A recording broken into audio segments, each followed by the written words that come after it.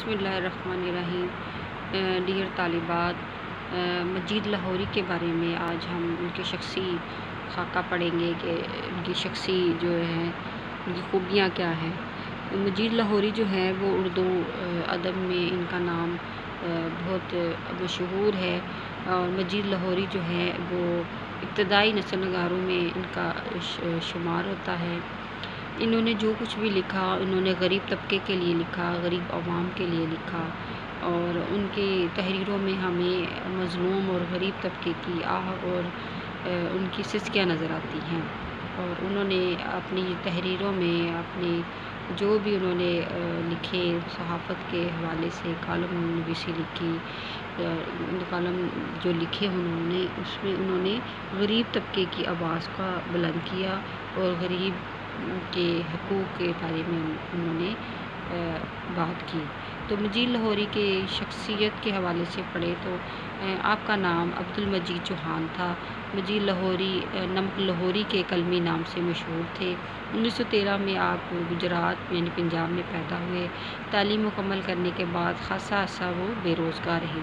शुरू में लाहौर के चंद अखबारात और रसाइल में काम किया और 1947 के बाद कराची चले गए और वहाँ से मज़ाहिया रिसाला जो 15 दिन के बाद निकलता था वो नमकदान था। तो नमकदान के नाम से आपने मज़ाहिया रिसाला निकाला। फिर रोज़नामा जंग कराची से मुंसलिक हो गए और इसमें मज़ाहिया कालम लिखने में तक आखिरी उम्र तक आप काम करते रहे।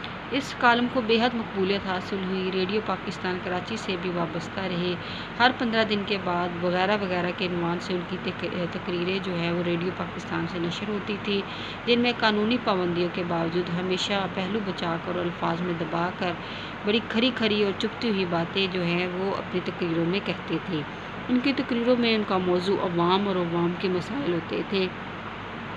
तंज़ो मिज़ाज के हवाले से माशरती बुराइयों की इस्लाह जो रास्ता अकबर इलाहाबादी ने इख्तियार किया था वही रास्ता जो है वो मजीद लाहौरी ने इख्तियार किया। उन्होंने अपने फ़न के ज़रिए क़याम पाकिस्तान के बाद पैदा होने वाले मुख्तलिफ़ माशरती बुराइयों को ख़ास तौर पर तंज़ का निशाना बनाया। चोर बाज़ारी, परमट फरोशी, जाली और फ़र्ज़ी अलाटमेंटें, नाजायज़ इस्तेहसाल, गरीब आज़ारी, इंतखाबात की धांधलियाँ और लीडरों अफसरों की रियाकारियाँ, बड़े और छोटे अफसरों की रिश्वत ख़्वारियाँ, गैर ज़माने की तमाम माशरती खराबियाँ जो मजीद अमजद के तंज़ का निशाना बनी और बिला खौफ व तरदीद ये कहा जा सकता है कि उस वक्त अवाम में इन तमाम खराबियों और बद अखलाकियों का जो नहायत गहरा एहसास पाया जाता था वो ज़्यादातर मजीद लाहौरी का पैदा करता है। उन्होंने अपने मुतालिब के अखबार के लिए चंद अलामती किरदार गढ़े हुए थे। ये किरदार हमारे मौजूदा माशरे में मुख्तलिफ़ तबकों की नुमाइंदगी करते हुए अपने माहौल और समाज की अक्कासी करते हैं। उनके इन मखसूस किरदारों यानी रमज़ानी, गुलशेर खान, ट्यूब जी, टायर जी, तिजोरी जी, बैंक बैलेंस वगैरह अवाम ने भाई वगैरह ने अवाम के जहन पर गहरा असर डाला। यानी ट्यूब जी, टायर जी और रमज़ानी और शेर गुल खान जैसे किरदारों से जो मुसन्निफ़ हैं वो इन किरदारों की ज़बान से गरीब को अवाम की भी नुमाइंदगी करते थे, सियासतदान की भी नुमाइंदगी करते थे और अमीर तबके की नुमाइंदगी करते थे। यानी जो तीन तरह की जो ट्रायंगल थी, जो तकोने थी और जो हमारे माशरे में बड़े अहम जो किरदार हैं इनके बारे में मजीद लाहौरी जो है वो मुख्तलिफ़ तरह से अपने जो है ख़यालात का इज़हार करते थे। और इनके ये जो किरदार है जैसे ट्यूब जी, टायर जी, बैंक बैलेंस वगैरह ये उस ज़माने में भी और मौजूदा ज़माने में भी अपनी मकबूलियत रखते हैं। यानी इनको अब भी पहले भी गौर से और तवज्जो से सुना जाता था, पढ़ा जाता था और आज के ज़माने में भी इसे ऐसी ही मकबूलियत है जैसे कि मजीद लाहौरी के ज़माने में थी। गरीब अवाम जो मुद्दतों से ज़माने की सितम ज़रीफ़ियों का शिकार रहे थे मजीद लाहौरी को कभी फरामोश नहीं कर सके, जिससे सही मानों में उनकी नुमाइंदगी की और उनके दुखों को उजागर किया।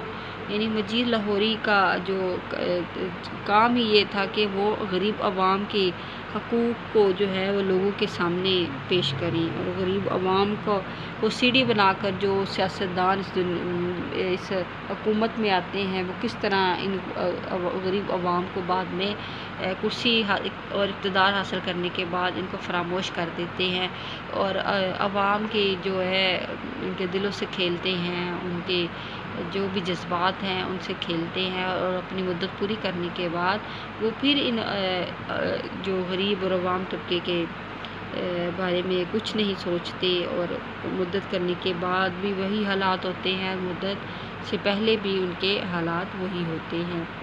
تو مجید لاہوری نے صرف نثر میں ہی طنزیہ اور مزاحیہ مضامین نہیں لکھے، بلکہ نظم میں بھی انہوں نے خوب جوہر دکھائے ہیں۔ ان کی طنزیہ مزاحیہ پیروڈیاں اور نظموں اور گیتوں نے کراچی کے لوگوں کو اپنا شیدا بنا دیا تھا۔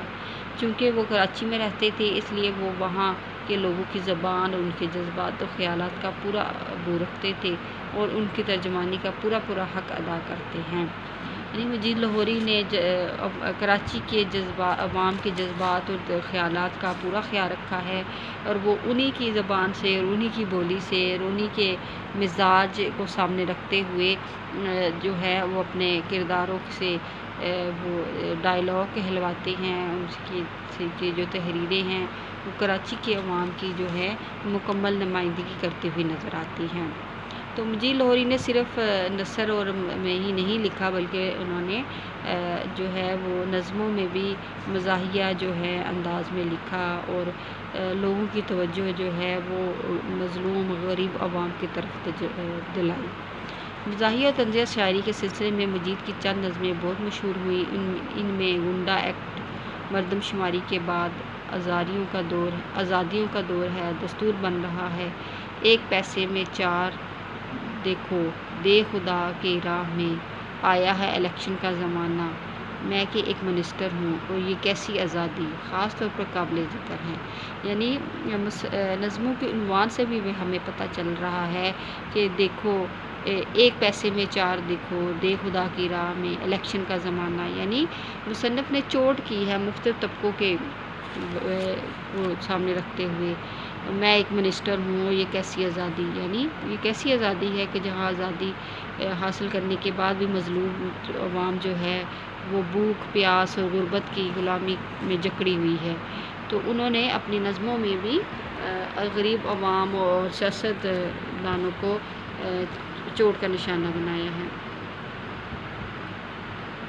ان کی ایسی غزلیں مزاحیہ شاعری کے علاوہ انہوں نے بعض موقعوں پر سنجیدہ انداز میں غزلیں اور نظمیں بھی لکھی ہیں۔ ان کی ایسی غزلوں میں رنگ و آہنگ کا وہ امتزاج ملتا ہے جو ہماری کلاسیکل زبان کا خاصہ رہا ہے۔